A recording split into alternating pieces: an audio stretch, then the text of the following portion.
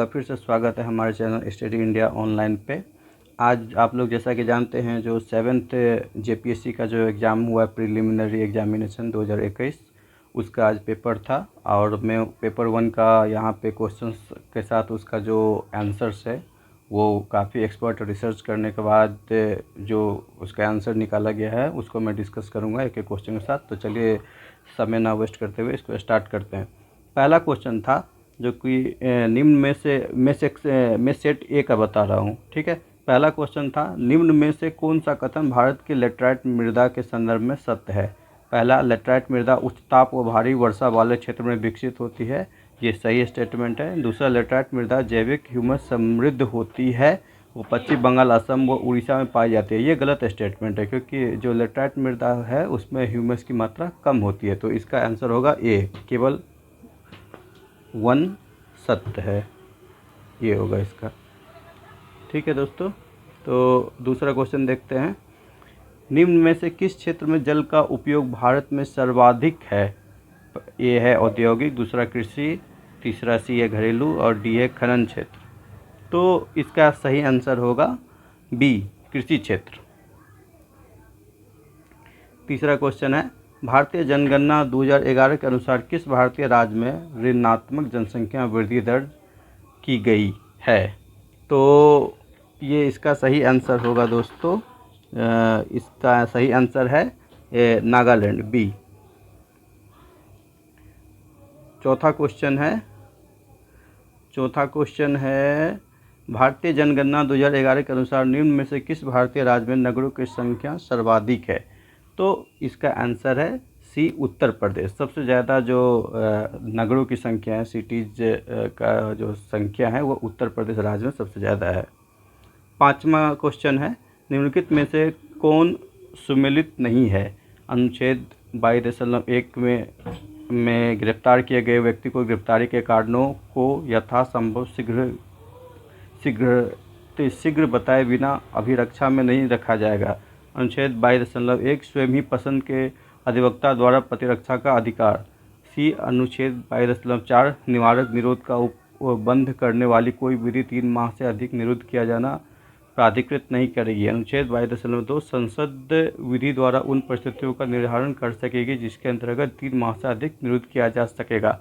इसमें क्वेश्चन जैसा कि आपने देखा हुआ पूछा गया है जो कि कौन करेक्ट नहीं है, ठीक है, मतलब which one is not correct. जो इसका आप इंग्लिश में देखेंगे तो लिखेंगे which of the following is not correctly match. तो आप इसमें देखेंगे पहला जो है वो सही है, ए सही है, बी सही है और डी भी सही है।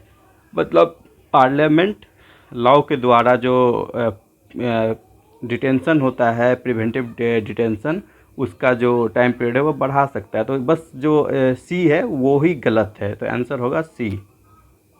कुछ क्वेश्चन जिसका कि हिंदी में आपको बिल्कुल कुछ कठिन वर्ड है जो समझ में नहीं आ रहा, तो आप उसका इंग्लिश में भी रिफ़र कर सकते हैं। उसी तरह जो इंग्लिश के विद्यार्थी हैं उनको कुछ वर्ड इंग्लिश का नहीं पता चल रहा तो वो हिंदी का देख सकते हैं, दोनों ही दिया हुआ है, ठीक है। तो चलते हैं आगे क्वेश्चन की तरफ। 6 नंबर क्वेश्चन है निम्नलिखित में से कौन सा अनुच्छेद राज्य विधानसभा में एंग्लो भारतीयों के प्रतिनिधित्व से संबंधित है। तो इसका आंसर है अनुच्छेद 333 ए। 7वां क्वेश्चन है यह किसने कहा है कि न्यायिक सक्रियतावाद को न्यायिक जोखिमवाद नहीं होना चाहिए। दोस्तों ये क्वेश्चन में हम पूरे तरह से श्योर नहीं है, मगर जहाँ तक जो रिसर्च किया गया है उसमें पाया गया है जो कि ये कथन जस्टिस PN भगवती का है। मगर इसका जो ऐसा क्वेश्चन है जिसमें कि हमें भी संदेह है, उसको हम जल्द से जल्द अपडेट करेंगे अपने कमेंट सेक्शंस में। और अभी के लिए इसका आंसर बी है, मगर इसमें हमें भी डाउट है। ऐसे क्वेश्चन को हम चिन्हित कर देंगे जिसमें हमें डाउट है। 8वां क्वेश्चन है निम्नलिखित में से कौन सा वाद जमींदारी व्यवस्था से संबंधित है। पहला, कामेश्वर सिंह बनाम बिहार राज्य, दूसरा रमेश थापर बनाम मद्रास राज्य, तीसरा मोतीलाल बनाम उत्तर प्रदेश राज्य, चौथा पश्चिम बंगाल राज्य बनाम सुबोध गोपाल। तो दोस्तों इसमें इसका जो आंसर होगा वो होगा सी।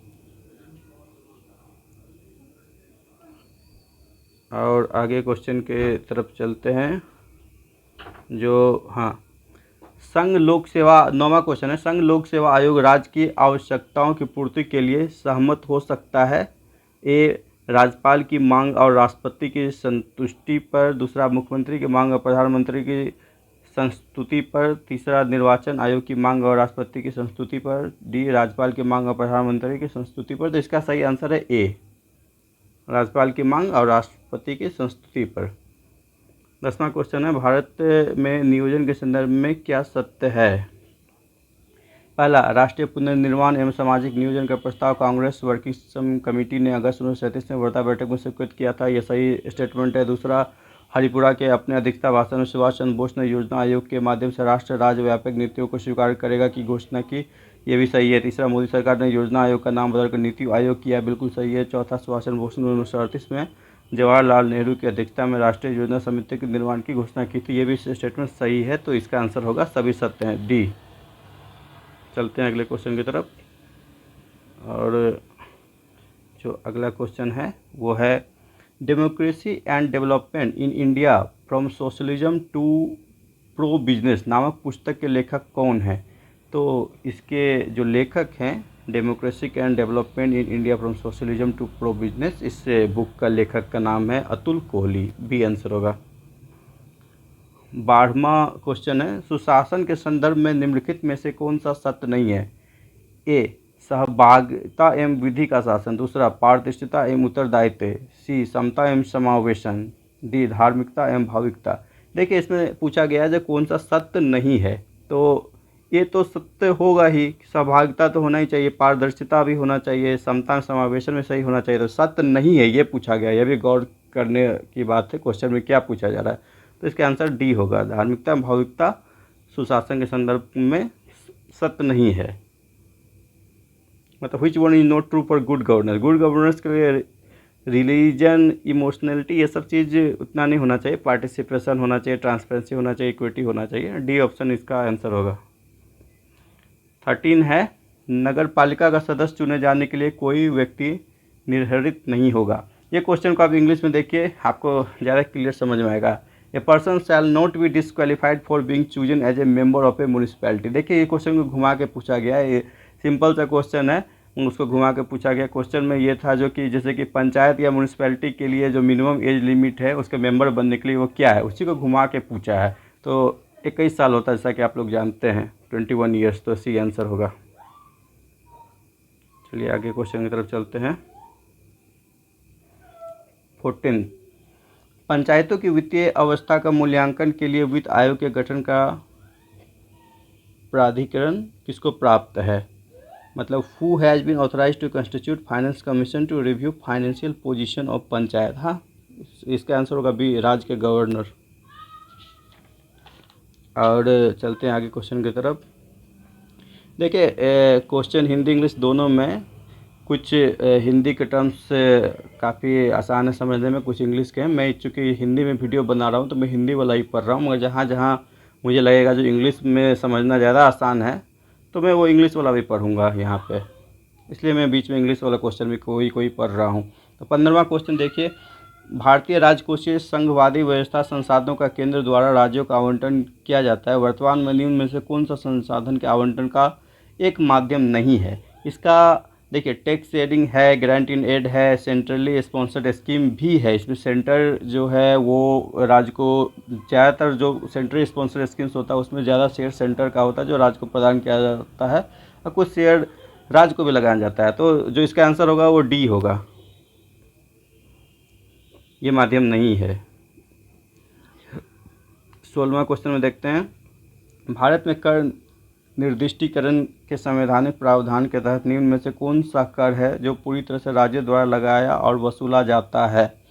तो इसका आंसर भू राजस्व होगा, और इसमें मुझे डाउट है थोड़ा इसकी कॉर्पोरेशन टैक्स और भू राजस्व में, मगर जो मोस्ट रिलेवेंट मुझे लग रहा है वो लैंड रेवेन्यू है। इसका भी मैं कमेंट में अपडेट कर दूंगा, मगर ये मोस्ट अप्रोप्रिएट आंसर इसका लैंड रेवेन्यू भू राजस्व CSC। आगे का क्वेश्चन देखते हैं 7। हाँ, ये काफ़ी आसान क्वेश्चन है। भारत के केंद्रीय बजट में राजकोषीय घाटे का तात्पर्य क्या होता है? पहला, मुद्रीकरण घाटे और बजटीय घाटे का जोड़। दूसरा, भारतीय रिजर्व बैंक से केंद्र सरकार के उधार में शुद्ध वृद्धि। तीसरा, चालू खर्च और चालू आय के बीच का अंतर। चौथा, राजकोषीय घाटा बताता है कि सरकार को अपने खर्चों को पूरा करने के लिए कितने और पैसों की ज़रूरत है। हाँ, डी होगा। देखिए सिंपल सा, the difference between total revenue and total expenditure of the government, यही होता है फिजिकल डिफिसिट। ये इसका डिफिनेशन भी होता है फिजिकल डिफिसिट का। तो इसका आंसर डी होगा। 18वां क्वेश्चन, ये काफ़ी महत्वपूर्ण क्वेश्चन है और जिनको पता है उनके लिए आसान है। ऐसे क्वेश्चन इंपॉर्टेंट था। भारत की दूसरी पंचवर्षीय योजना द्वारा विकसित एक आर्थिक मॉडल पर आधारित थी। ये जो हमारे पीसी महालनोबिस सर थे, ये काफ़ी महान इकोनॉमिस्ट हैं भारत के, और इनका ही योगदान है जो भारत में इंडस्ट्रियल रिवोल्यूशन आ पाया आफ्टर सेकेंड 5 ईयर प्लान। तो आंसर इसका बी है। और जो 19वां क्वेश्चन है, निम्न में से कौन सा क्रम सही है जिसमें दर्शित विकास के मापकों को प्रस्तावित किया गया है?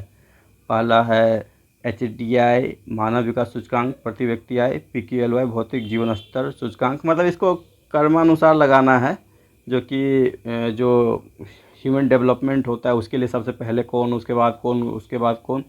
तो जो मोस्ट एक्यूरेट अभी तक का जो आंसर रिसर्च में लगा है वो इसका बी होगा। और यदि इसमें कुछ चेंज यदि पाया गया तो मैं कमेंट में अपडेट करूँगा, मगर मोस्ट अप्रोप्रिएट इसका बी है। नेक्स्ट क्वेश्चन देखते हैं। भारत में शीर्षक पंक्ति वाली मुद्रास्फीति आधारित होती है। ए, थोक मूल्य सूचकांक WPI, इसको होलसेल प्राइस इंडेक्स बोलते हैं।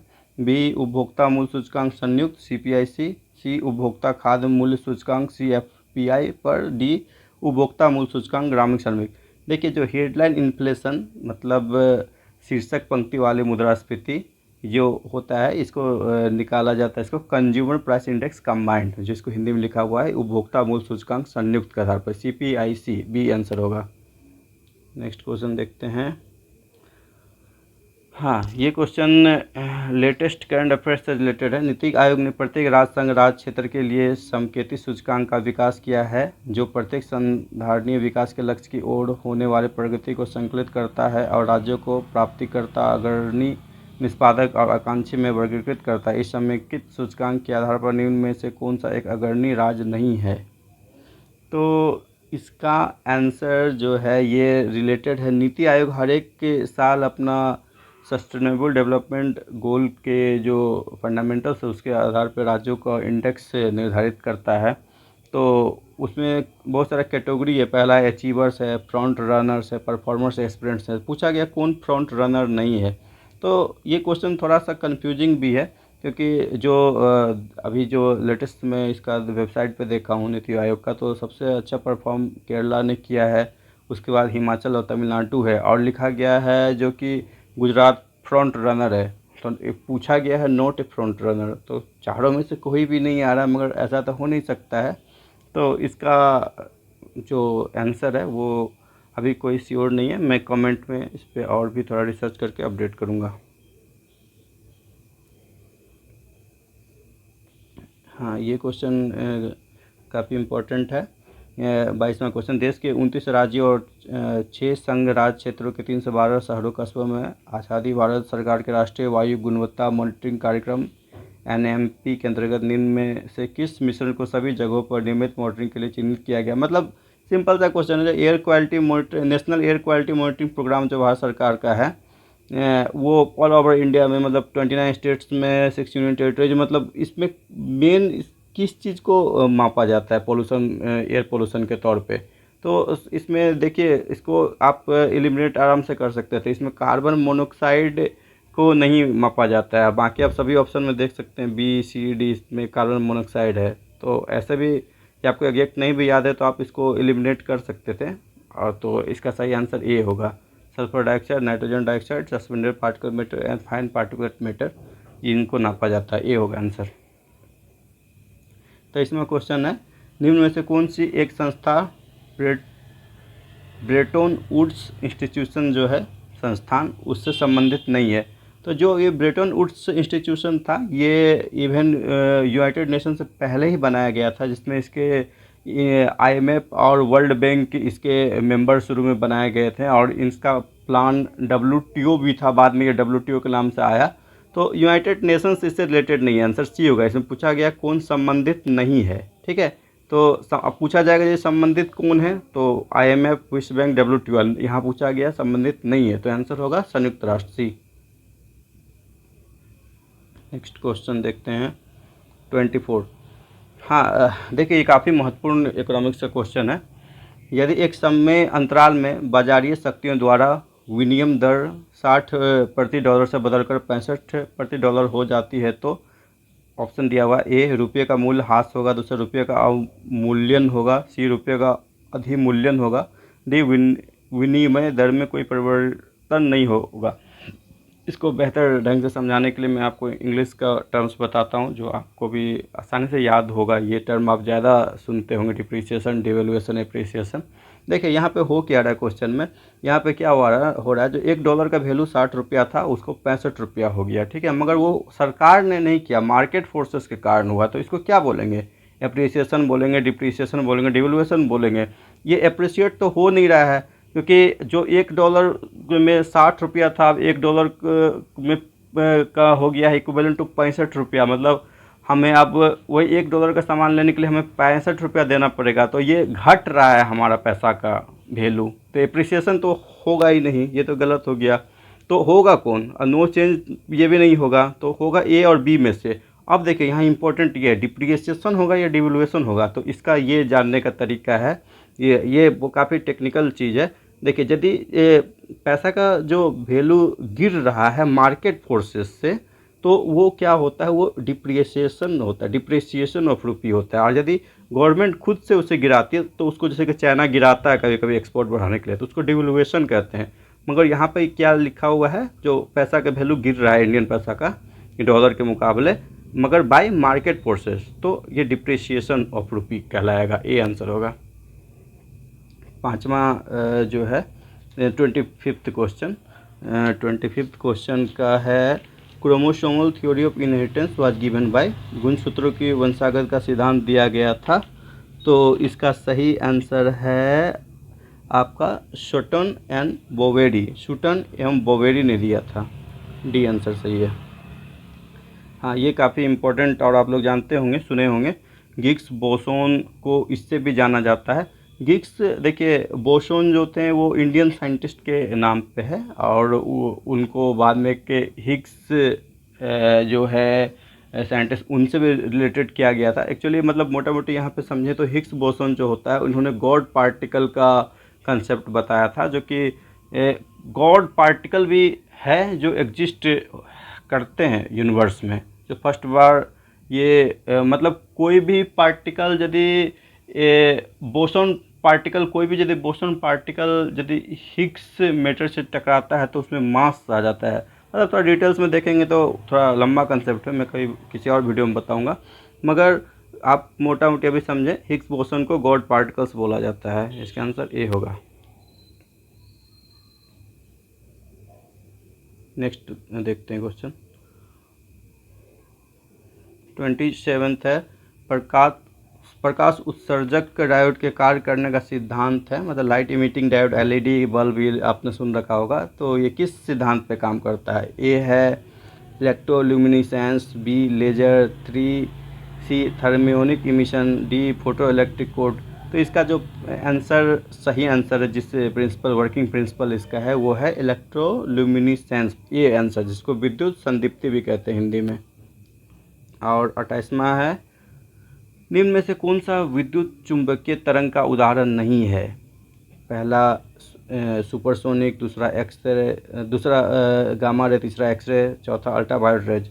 तो देखिए इलेक्ट्रोमैग्नेटिक वेव्स जो होता है वो गामा रे, एक्सरे, अल्ट्रावायलेट रे, तीनों ही इलेक्ट्रोमैग्नेटिक वेव्स होता है। और जो सुपरसोनिक वेव्स है वो मैकेनिकल वेव्स है, साउंड वेव जैसे कि ये सब मैकेनिकल वेव्स है। तो इसमें पूछा है कौन उसका एग्जाम्पल नहीं है इलेक्ट्रोमैग्नेटिक वेव्स का, तो सिंपल सा सुपरसोनिक वेव्स, इसको कि प्राध्वनिकी तरंग बोलते हैं हिंदी में। दूसरा 29वां क्वेश्चन है, हवा में प्रकाश की चाल निर्भर करती है ताप पर नहीं, दाब पर नहीं, घनत्व पर जरूर करता है, घनत्व पे करता है। सी आंसर होगा। मतलब जो स्पीड ऑफ लाइट है वो डेंसिटी पे डिपेंड होता है, इसलिए यही रिफ्रैक्शन ये सब चीज़ जो फेनोमेना आपने सुन रखा होगा वो सब होता है। आंसर सी होगा, डेंसिटी। और क्वेश्चन नंबर 30 है, निम्नलिखित में से कौन सा कीट नहीं है? ए मच्छर, बी मकड़ी, तीसरा घरेलू मक्खी, डी खटमल। तो देखिए मकड़ी जो होता है उसको इंसेक्ट कंसीडर नहीं किया जाता है, बाकी सब इंसेक्ट है मगर मकड़ी को इंसेक्ट कंसीडर नहीं किया जाता है, जिसको स्पाइडर बोलते हैं इंग्लिश में। बी आंसर होगा। नेक्स्ट क्वेश्चन की तरफ चलते हैं। 31, the basic unit of quantum information is qubit होता है। क्वांटम सूचना का मूल मात्रक क्या है? क्यूबिट है, क्यूबिट। यहाँ देखिए है यूनिट है, दिया हुआ है आपको, इंग्लिश में ही दिया हुआ है। तो कुछ चीज़ हम, जैसा कि मैं पहले ही बताया, कुछ चीज़ हम हिंदी में पढ़ेंगे, जो मुझे इंग्लिश में लगेगा, जो आपको समझाना आसान होगा, मैं इंग्लिश में पढ़ूंगा। तो basic unit of quantum information qubit होता है, ठीक है। तो आंसर ए होगा। 32 का है, cloud computing services does not include A infrastructure as a service, B platform as a service, C software as a service, D electromagnetic spectrum. D answer होगा। ये इलेक्ट्रोमैग्नेटिक स्पेक्ट्रम का क्लाउड कंप्यूटिंग से related नहीं है, ये D. 33 question देखते हैं।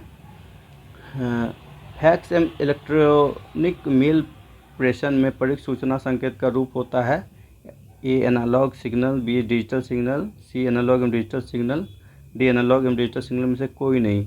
तो देखिए फैक्स भेजते हैं या ईमेल भेजते हैं तो वो इलेक्ट्रॉनिक मशीन में ही तो प्रोसेस होता है, तभी तो इंटरनेट के थ्रू फिर वो नेक्स्ट मशीन जो रिसीवर एंड पे होता है वहाँ पे जाता है। तो इस दौरान जो वो कन्वर्ट होता है बोथ एनालॉग और डिजिटल सिग्नल में, तो इसका आंसर सी होगा। डिटेल में कभी मैं समझाऊंगा, किसी साइंस एंड टेक्नोलॉजी के वीडियो में कोई बनाऊंगा आगे, तो अभी इसके आंसर के संदर्भ में इसका आंसर सी है। 34, पौधों के द्वारा ली जाने वाली नाइट्रोजन का रूप है, nitrogen is taken by plants in the form of. Plants जो होता है वो नाइट्रोजन किस फॉर्म में लेता है? नाइट्रेट के फॉर्म में लेता है। आंसर सी होगा। अगले क्वेश्चन की तरफ चलते हैं। क्वेश्चन नंबर 35 है, the deadly disease of groundnut, मूंगफली का अत्यधिक हानिकारक रोग को क्या कहते हैं? ए टिक्का, बी आदर पतन, सी चूर्निल आसिता, डी इनमें से कोई नहीं। देखिए इसका आंसर होगा सी चूर्निल आसिता। इसको पाउडरी मिल्ड्यू कहते हैं, जो एक बीमारी होता है इसमें कि क्या होता है मूंगफली में, मतलब चूर्ण जैसा, पाउडर जैसा वो बन जाता है, फंगस इन्फेक्शन से होता है, ये पाउडरी मिल्ड्यू, इसको सी आंसर होगा। 36 का देखिए, मक्का, आलू, गन्ना, मूंग फसल चक्र उदाहरण है 1 वर्षीय, 2 वर्षीय, 3 वर्षीय, 4 वर्षीय। क्रॉप रोटेशन का क्वेश्चन है और ये काफ़ी इंटरेस्टिंग क्वेश्चन है। जिनको थोड़ा नॉलेज होगा एग्रीकल्चर से रिलेटेड या जिन्होंने इसके रिलेटेड अध्ययन कर रखा होगा वो आसानी से कर सकते हैं, बाकी से गलत कर सकते हैं।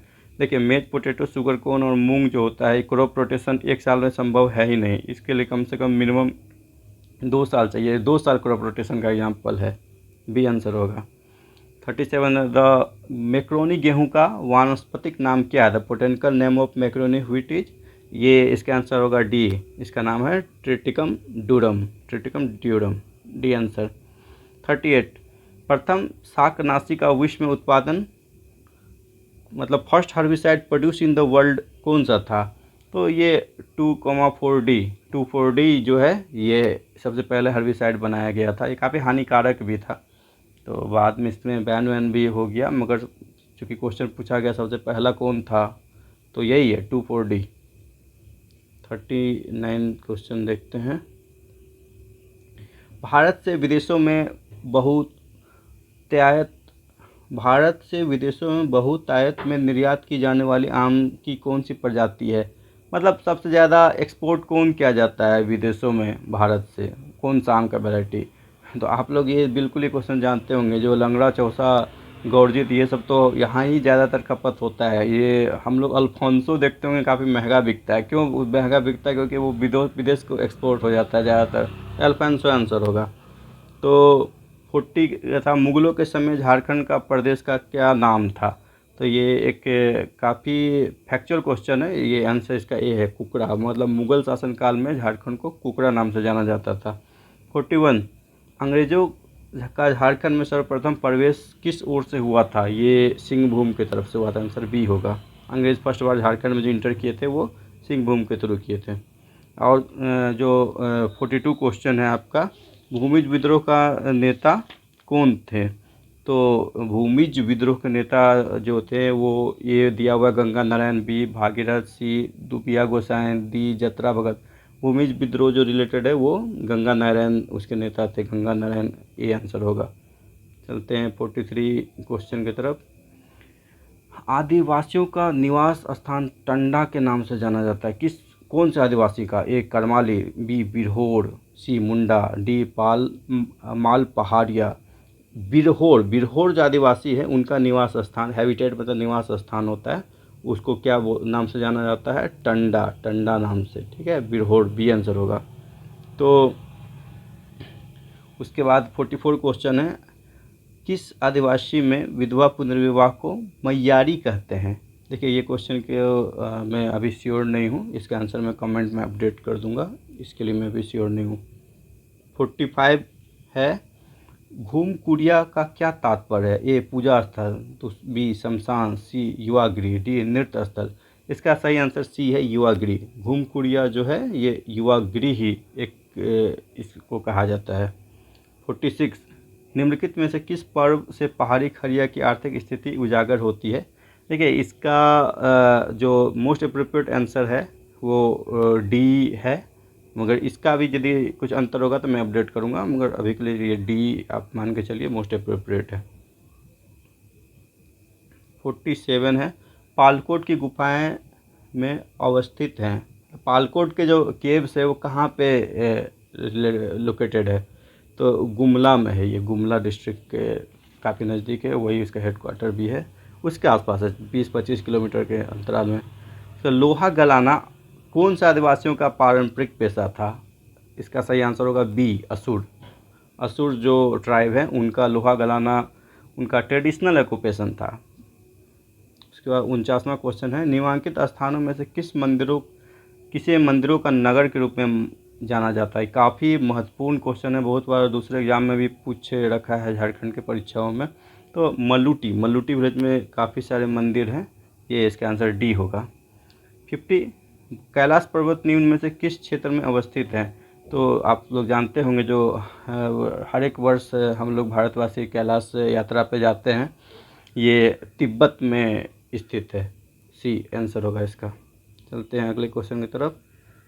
51 है, विश्व की सर्वाधिक समस्यात्मक जलीय घास फूस है, मतलब जिसका वीड जानते हैं ना, जो वैसा घास फूस जो अपने आप जन्म जाता है कहीं भी और बाकी जो वनस्पति है उसको नुकसान पहुंचाता है। एक्वेटिक वीड मतलब जो जल में पनप जा रहा है ऐसा घास फूस और बाकी एक्वेटिक लाइफ को डिस्टर्ब कर रहा है। तो सबसे मोस्ट प्रॉब्लमेटिक वर्ड का कौन सा है?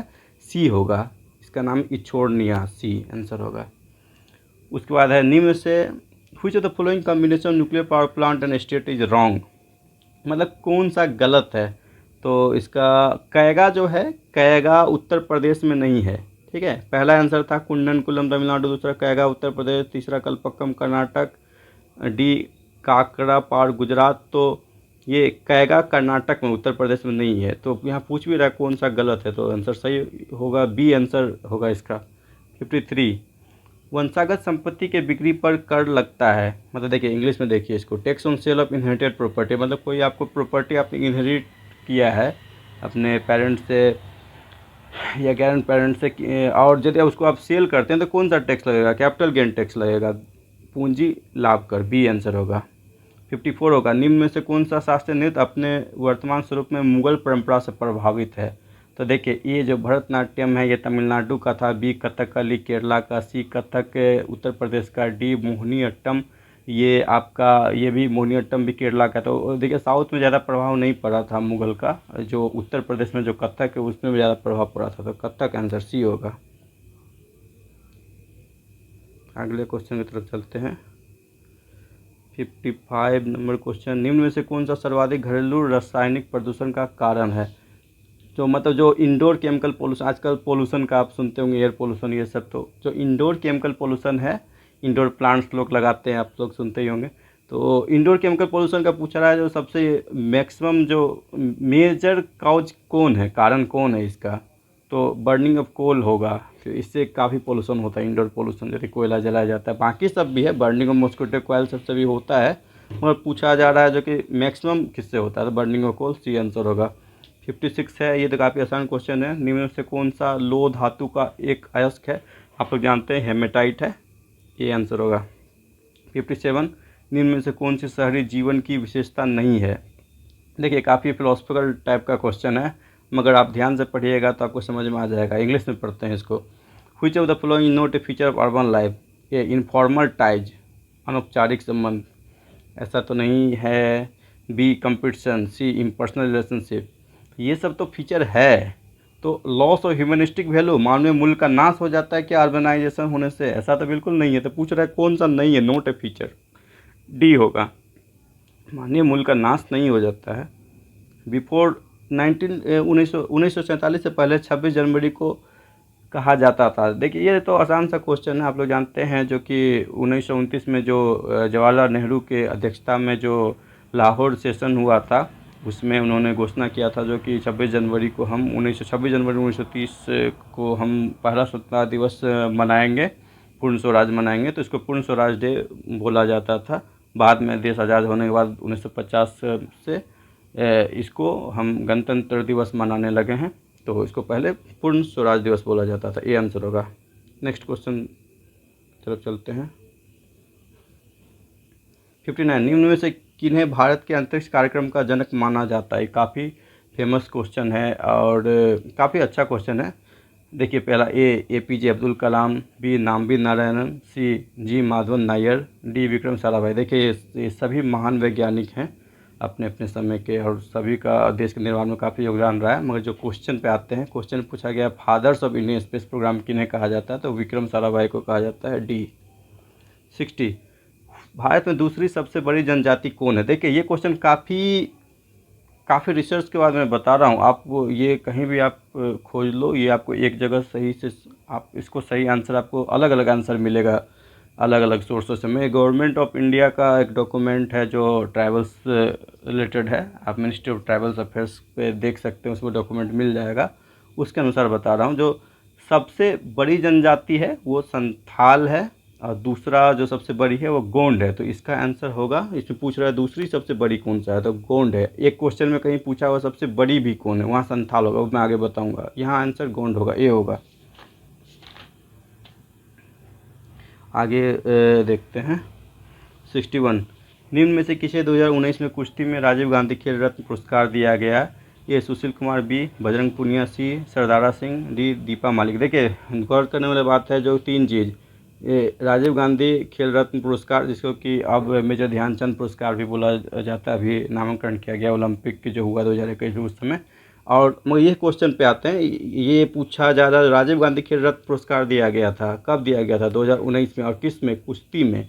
तो ये अब सीधे राजीव गांधी खेल रत्न अवार्ड दिया गया था, और खिलाड़ी का नाम आप जानते हो, आप मार दीजिएगा टिक, वो नहीं करना है, आपको देखना है, जो तीनों चीज़ को मिलाना है। राजीव गांधी खेल रत्न अवार्ड इसमें से सुशील कुमार को भी मिला है, बजरंग पुनिया को भी मिला है, दीपा मालिक को भी मिला है, मगर और 2019 में किसको मिला है, तो बजरंग पुनिया और दीपा मालिक को मिला था। और कुश्ती में तो दीपा मालिक को नहीं मिला था, तो कुश्ती में किन्हें मिला था, बजरंग पुनिया। आंसर बी होगा। मतलब देखिए मैं आंसर सीधे बोल सकता हूँ, जो बी बजरंग पुनिया, मगर जहाँ मुझे लगता है थोड़ा समझाने की ज़रूरत है, मैं थोड़ा एक्सप्लेन कर देता हूँ। ऐसे हम थोड़ा अभी फास्ट करेंगे, और डिटेल में भी मैं बताऊँगा अपने अगले किसी अन्य वीडियो में। और जो क्वेश्चन 62 है, संयुक्त राष्ट्र द्वारा मानव अधिकारों की विश्वव्यापी घोषणा को कब मनाया गया था, तो इसका आंसर ये होगा, 10 दिसंबर 1948। मतलब ह्यूमन राइट्स को जो यूएन ने एडॉप्ट किया था, so universal declaration of human rights adopted by United nation, ये 10 दिसंबर 1948 को किया गया था। यदि आपको दिन भी याद है 10 दिसंबर, तो भी आप इसका सही जवाब मार सकते थे। इस भी नहीं भी याद है तो चलता, क्योंकि 10 दिसंबर इम्पोर्टेंट है। नेक्स्ट क्वेश्चन की तरफ चलते हैं।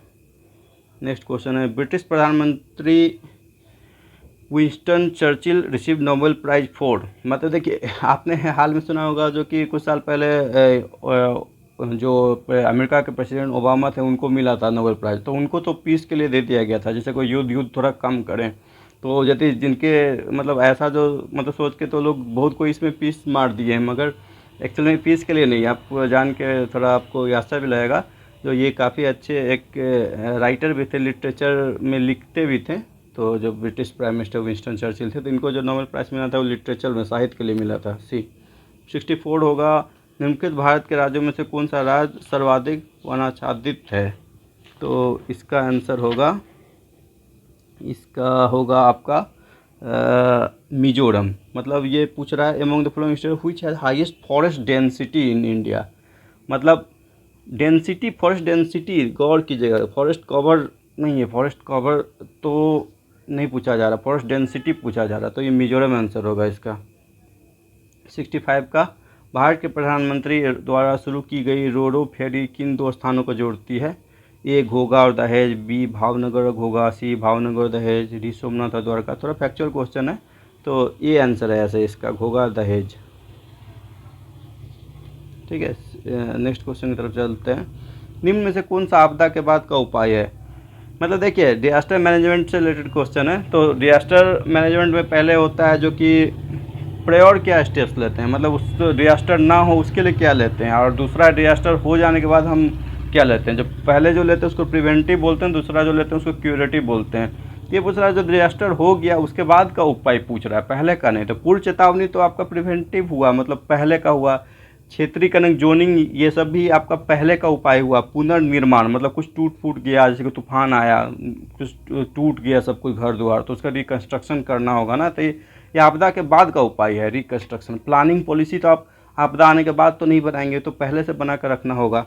तो आंसर सी होगा इसका, पुनर्निर्माण। 68 में नेक्स्ट क्वेश्चन देखते हैं। भारतीय राष्ट्रीय ध्वज के प्रारूप को किस दिन स्वीकार किया गया था? तो ये इसका आंसर है सी, जुलाई 22, 1947 को स्वीकार किया गया था। जो अपना नेशनल फ्लैग का जो डिज़ाइन था ना, उसको अडॉप्ट किया गया था जुलाई 22, 1947। दूसरा है, भारत में राष्ट्रीय मानवाधिकार आयोग का वर्तमान अध्यक्ष कौन है? देखिए, ये क्वेश्चन ही अपने आप में थोड़ा अधूरा है, मगर जो क्वेश्चन में जो आंसर है उसके अनुसार इसको सी आंसर होगा, जस्टिस एच.एल. दत्तू। वो रिटायर कर चुके हैं, उससे हट चुके हैं, मगर जो अभी लेटेस्ट है वो दिया हुआ नहीं है, तो हम इसको ही मान के चलेंगे, न्यायमूर्ति एच.एल. दत्तू। सी 69, राष्ट्रीय आपदा प्रबंधन प्राधिकरण का गठन कब हुआ था? इसका सही आंसर होगा ए, 2005। 70 क्वेश्चन है, भारत में वायु परिवहन का कब प्रारंभ हुआ? वायु परिवहन आपका कब प्रारंभ हुआ? इसका भी आंसर होगा ए, 1911 में। Air transport started in India in 1911। 71 question देखते हैं। टोडा जनजाति मुख्यतः कहाँ निवास करती है? ए असम, बी जम्मू और कश्मीर, सी तमिलनाडु, डी राजस्थान। तो इसका सही आंसर है सी, तमिलनाडु। टोडा जनजाति तमिलनाडु में निवास करती है। 72वां क्वेश्चन देखते हैं। भारत में उचित पारिस्थितिक संतुलन बनाए रखने के लिए कितनी भूमि वनाच्छादित होने की सिफारिश की गई है? तो इसका सही आंसर है आपका 33% डी। उसके बाद देखते हैं 73, किस राज्य में सौर ऊर्जा की विकास की सर्वाधिक क्षमता है? हाँ, बिल्कुल सही, आसान सा सवाल है। ए राजस्थान, बी मध्य प्रदेश, सी झारखंड, डी उत्तर प्रदेश। राजस्थान में। 74, निम्नलिखित में से किस परमाणु ऊर्जा संयंत्र की स्थापित क्षमता सर्वाधिक है? ए तारापुर, बी काकड़ापाड़, सी कैगा, डी नरोड़ा। देखिए, ये थोड़ा अभी स्पष्ट नहीं है इसका आंसर मुझे, मगर जो इसका सबसे जो नियरेस्ट आंसर है वो तारापुर अभी मैं बता सकता हूँ। यदि कुछ अपडेट होगा तो मैं कमेंट में अपडेट करूँगा। 75, भारत में सर्वाधिक जनजाति कौन सी है? Which is the largest tribe India. मैं पहले बोला था, मतलब मैं इंडियन गवर्नमेंट का जो वेबसाइट है ट्राइबल अफेयर्स का, उस पर देखा हूँ, तो इसका सबसे लार्जेस्ट ट्राइब इंडिया, जो इंडियन वेबसाइट, इंडियन गवर्नमेंट का वेबसाइट के अनुसार जो मैं बता रहा हूँ, संथाल आंसर होगा। दूसरा आपका गोंड है, ठीक है। और यहाँ गूगल पे सर्च कीजिएगा या कहीं भी अलग अलग सोर्सों से सर्च कीजिए तो आप कंफ्यूज हो जाएंगे। आप ऑथेंटिक सोर्स को प्रयोग किया कीजिए जब भी आप ऐसे कमीशंस के आंसर्स को आप पढ़ना चाहते हैं तो। 76, भारत के किस राज्य में सड़कों का घनत्व सर्वाधिक है? इसका आंसर होगा केरल में, मतलब जो रोड डेंसिटी वो मैक्सिमम है सी आंसर होगा। 77 है, भारतीय चारागाह एवं चारा अनुसंधान संस्थान कहाँ स्थित है? ए जयपुर, बी कोटा, सी झांसी, डी लखनऊ। ये आपका स्थित है झांसी में। ठीक है। 78 का है, भारत का बृहत्तम प्राकृतिक बंदरगाह कौन सा है? मतलब इसका इंग्लिश में देखिए, what is largest natural port India. एक तो लार्जेस्ट है, सबसे बड़ा, नेचुरल पोर्ट भी है। देखिए पोर्ट दो तरह का होता है, नेचुरल होता है, आर्टिफिशियल होता है। ठीक है, तो ये लार्जेस्ट नेचुरल पोर्ट की बात कर रहा था, मुंबई होगा ए। 79, which Indian language is spoken maximum in the world after Hindi. तो देखिए ये देखिए बहुत सारे लोग इसमें कंफ्यूज कर रहे हैं, लोग बंगाली बोल रहे हैं जो, मगर वो भारत में बोली जाने वाली भाषा में सेकेंड है, मगर यहाँ पे वर्ल्ड पूछा गया तो ये तेलुगु होगा इसका ए। 79। नेक्स्ट क्वेश्चन देखते हैं 80, मौर्य साम्राज्य के पेशावर के निकट उत्तर पश्चिम भाग में अशोक के शिलालेख थे। ये खारोष्ठी स्क्रिप्ट में था ए। उसके बाद क्वेश्चन है, चार्वाक दार्शनिक प्रणाली किससे रिलेटेड है? चार्वाक का philosophical system was also called, पहला वैशेषिक प्रणाली भी कहलाती थी, दूसरा लोकायत प्रणाली, तीसरी अस्तिका प्रणाली, चौथा मीमांसा प्रणाली। तो चार्वाक की जो फिलोसफिकल सिस्टम था उसको लोकयाता सिस्टम कहते थे। बी आंसर होगा इसका। तो निम्नलिखित को 82वां 82 क्वेश्चन देखते हैं, निम्नलिखित को काल कर्मानुसार व्यवस्थित कीजिए in the following chronological order. पहला सातवाहना, दूसरा वक्तकाज, सी चालुक्य। देखिए इसमें थोड़ा और रिसर्च करने की ज़रूरत है, मगर जो इसका मोस्ट अप्रोप्रिएट आंसर वो ए है। सबसे पहले सातवाहना आया है, मगर इसमें यदि कोई अपडेट होगा तो मैं कमेंट में अपडेट करूँगा। जो अप्रोप्रिएट आंसर अभी के लिए वो ए है। नेक्स्ट क्वेश्चन देखते हैं। नेक्स्ट क्वेश्चन, हाँ, पूर्वी भारत में प्रमुख भारतीय रोमन व्यापारिक स्थान था। ए तामलुक, बी राजगीर, सी अरिकमेडु, डी भड़ागपीर। तो इसका सही आंसर है आपका अरिकामेडु, जो इंडो रोमन ट्रेडिंग स्टेशन था ईस्टर्न इंडिया में फॉरमोस्ट, वो अरिकामेडु था। सी आंसर होगा। उसके बाद 84 का जो है 84 क्वेश्चन जो है इसका क्वेश्चन है, कलहन की राज तरंगिणी की तरह एक इतिहास की पुस्तक गोडवाहो लिखी थी। तो इसका सही आंसर, ये थोड़ा इसे रिसर्च करना होगा थोड़ा और भी, मैं इसका अपडेट करूँगा कमेंट में। ये क्वेश्चन को मैं कमेंट में अपडेट करूँगा। 85 क्वेश्चन देखते हैं, शैव संतों के लेखन के संग्रह को पांचवा वेद भी समझा जाता है। उपरोक्त संग्रह का क्या नाम है? हाँ, इस पहला तिरुमुराय, बी तोल्काप्पियम, सी शिल्प सिद्धिकरण, डी मणिक मेलके। तो इसका जो मोस्ट अप्रोप्रिएट आंसर है वो तिरुमुराई है। तिरुमुराई, कुछ अपडेट होगा तो मैं अपडेट करूँगा, वो तिरुमुराई ही है। 86, निम्नलिखित राज्यों में से दो भाइयों हरिहर तथा बुक्का ने किसकी स्थापना की थी? इनका नाम आपने सुना होगा यदि आप एंशिएंट हिस्ट्री पढ़े हैं तो। हरिहर और बुक्का ने विजयनगर राज्य की स्थापना की थी। आंसर इसका बी होगा। नेक्स्ट क्वेश्चन देखते हैं 87, कुव्वत उल इस्लाम मस्जिद तथा 2.5 दिन का झोपड़ा क्रमशः स्थित है। तो आप देखिए इसको थोड़ा आप मतलब कैसे इसको एलिमिनेट कर सकते हैं, आपको ये पता, ये तो इम्पोर्टेंट है। जो 2.5 दिन का झोपड़ा है ये अजमेर में है। तो आंसर ए या डी में से ही कोई होगा, यदि आपको पहला नहीं भी पता है तो। बी और सी तो ऐसे ही हट गया। तो और मगर यदि चूँकि क्वेश्चन पे आते हैं तो कुव्वत उल इस्लाम मस्जिद जो वो दिल्ली में स्थित है, तो आंसर ए होगा। 88, मध्यकाल की सरकार एक समग्र संरचना थी। ये विलय था फारस अरब का, तुर्क मंगोल का, फारस अरब तुर्क मंगोल का, फारस अरब तुर्क मंगोल भारतीय तत्व का। तो मेडिवल पीरियड में जो गवर्नमेंट था ना, उसमें सबों का मिश्रण था एक तरह से। परसो अरबिक भी थे, तुर्क मुगल भी थे, इंडियन एलिमेंट्स भी थे। डी आंसर होगा इसका। 89 है, विशिष्ट अद्वैत सिद्धांत के संस्थापक कौन थे? तो रामानुजाचार्य थे। बी आंसर होगा इसका। विशिष्ट वैता सिद्धांत के जो संस्थापक थे वो रामानुजाचार्य थे। ठीक है, नेक्स्ट क्वेश्चन देखते हैं। नेक्स्ट क्वेश्चन, हाँ 90 क्वेश्चन है। भू राजस्व की अस्थायी बंदोबस्त एवं रेतवारी प्रणाली क्रमशः शुरू की गई थी। ये permanent settlement and Ryotwari system land revenue introduce respectively. आप लोग जो जानते हैं परमानेंट सेटलमेंट बंगाल और बिहार ये सब इलाका में किया गया था, जो रेतवारी और साउथ के इलाका में किया गया था, और महलवारी किया गया था आपका पंजाब में। तो चूँकि यहाँ पे परमानेंट सेटलमेंट रेतवारी पूछा है तो परमानेंट सेटलमेंट बंगाल हो जाएगा, रेतवारी हो जाएगा मद्रास हो जाएगा, आंसर बी होगा। और 91 है, आधुनिक भारत के इतिहास के निम्नलिखित घटनाओं को काल क्रमानुसार व्यवस्थित कीजिए। अरेंज करना है क्रोनोलॉजिकल ऑर्डर में मॉडर्न हिस्ट्री को, इंडिया का जो इम्पोर्टेंट इवेंट्स आप देख सकते हैं। स्वदेशी मूवमेंट जो हुआ था 1905 के दौरान हुआ था। लखनऊ पैक्ट कब हुआ था? लखनऊ पैक्ट हुआ था 1916 में। मोरले मिंटो रिफॉर्म्स 1909 में, और मुस्लिम लीग 1906 में। तो चूँकि ये देखिए क्वेश्चन में थोड़ा गड़बड़ भी है, मगर मोस्ट में बता रहा हूँ अप्रोप्रिएट क्या हुआ था। ऐसे जो आप करे हुए तो देखोगे सबसे पहले कौन हुआ था? स्वदेशी आंदोलन, ये तो होगा ही, तो ए बी में से कोई होगा, सी डी हट गया। अब उसके बाद एक्चुअली मुस्लिम लीग ए के बाद डी होना चाहिए, फिर जाके आपका मोरले मिंटो रिफॉर्म सी होना चाहिए, फिर बी होना चाहिए, मगर ऑप्शन चूँकि सो है नहीं, तो मतलब इसका ए सी डी बी ही होगा। जो क्वेश्चन और जो ऑप्शंस का जो समीकरण है उसके अनुसार मोस्ट अप्रोप्रिएट यही आंसर भी है, ये होगा इसका। नेक्स्ट क्वेश्चन देखते हैं 92।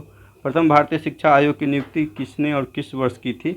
ये क्वेश्चन में थोड़ा ये इसमें थोड़ा डाउट है, इसका मैं अपडेट करूँगा। ये लॉर्ड रिपन और जो थर्ड ऑप्शन है, क्योंकि इसमें ईस्वी और नाम 1882 के आसपास हुआ था, मगर रिपन हैं या लॉर्ड विलियम, बी सी में से कंफ्यूजिंग है थोड़ा, तो मैं इसको अपडेट करूँगा कमेंट में, ठीक है। नेक्स्ट क्वेश्चन देखते हैं 93। निम्नलिखित में से किसने ब्रिटिश भारत में प्रांतीय स्वायत्तता शुरू की थी? तो ये है पहला भारत सरकार अधिनियम 1935, भी भारत सरकार अधिनियम 1919, C cabinet mission, D Simon commission. देखिए गवर्नमेंट ऑफ इंडिया एक्ट जो था वो इंडिया को जो ब्रिटिश प्रोविंसेस था और प्रिंसली स्टेट्स में बांटा था, तो प्रोविंशियल ऑटोनॉमी दिया था, वो कौन सा था? वो भारत सरकार अधिनियम 1935, ये आंसर होगा, ठीक है। Who have introduce the printing press in India and in which year? पुर्तगाल ने स्थापना किया था भारत में। यदि आपको चाहे तो इसभी याद है या आपको कंट्री याद है तो आप इसको बना सकते हैं, मगर आप इसको पुर्तगाल ने भारत में प्रिंटिंग प्रेस की स्थापना किया था, लाए थे। तो आपको इसभी नहीं भी याद है तो भी आप इसको सही जवाब दे सकते हैं। आंसर इसका बी होगा, पुर्तगाल लियो ने किया था 1550 में। 25 क्वेश्चन में देखते हैं, निम्न में से कौन सा भारतीय राज्य भूटान के साथ सीमा नहीं बांटता है? तो आपको यदि मैप, भारत का मैप यदि आपको, तो आपने उसको देख रखा है तो आप इसको आसानी से बना सकते हैं। बिहार का कहीं भी सीमा भूटान से नहीं मिलता है, तो आंसर डी होगा। 96 क्वेश्चन देखते हैं, निम्न से भारत के किस भाग में सामान्यतः पड़वाल द्वीप एटोल्स पाए जाते हैं? जो एटोल्स जो है वो एक ये है रीफ्स, कोरल रीफ्स होता है ना, उसका ही एक प्रकार है, उसको एटोल्स बोला जाता है। तो आप लोग जानते हैं जो लक्षद्वीप है वो पूरा कोरल से बना हुआ है, तो आंसर डी होगा। नेक्स्ट क्वेश्चन देखते हैं 97। भारतीय उपग्रह श्रृंखला इनसैट का एक उदाहरण है। ए मौसम विज्ञान संबंधित उपग्रह, बी संसाधन उपग्रह, डी सेंस संबंधित उपग्रह, डी ध्रुवीय परिक्रमित उपग्रह। ये मौसम विभाग संबंधित उपग्रह होता है इनसैट, ठीक है, मेट्रोलॉजिकल सैटेलाइट होता है, ये आंसर होगा। 98। निम्न में से कौन सा विशेष लक्षण नर्मदा नदी के लिए उपयुक्त है?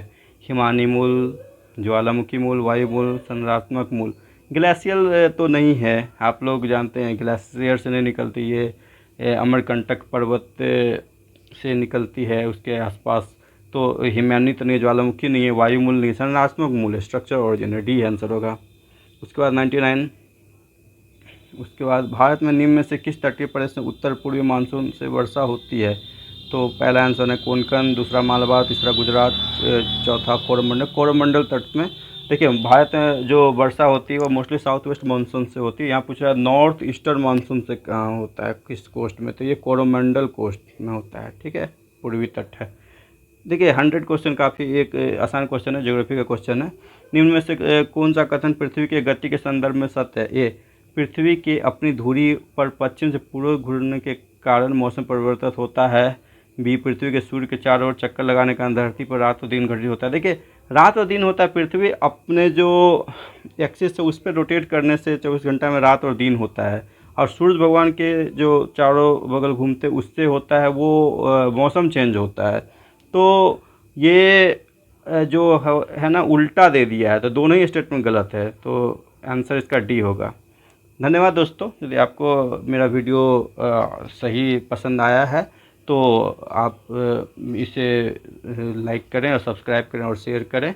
और इसमें कुछ यदि जो कोई भी क्वेश्चंस में आपको कोई भी डाउट हो तो आप कमेंट्स कर सकते हैं। इवन मैं भी जो कुछ क्वेश्चंस में मैं बोला हूँ जिसमें अभी कुछ और भी रिसर्च करना बाकी है, उसको मैं खुद भी कमेंट्स में अपडेट करूँगा, और आप भी कमेंट्स में अपना प्रतिक्रिया और कुछ अपना राय इस पे दे सकते हैं। बहुत बहुत धन्यवाद आपको। जय हिंद।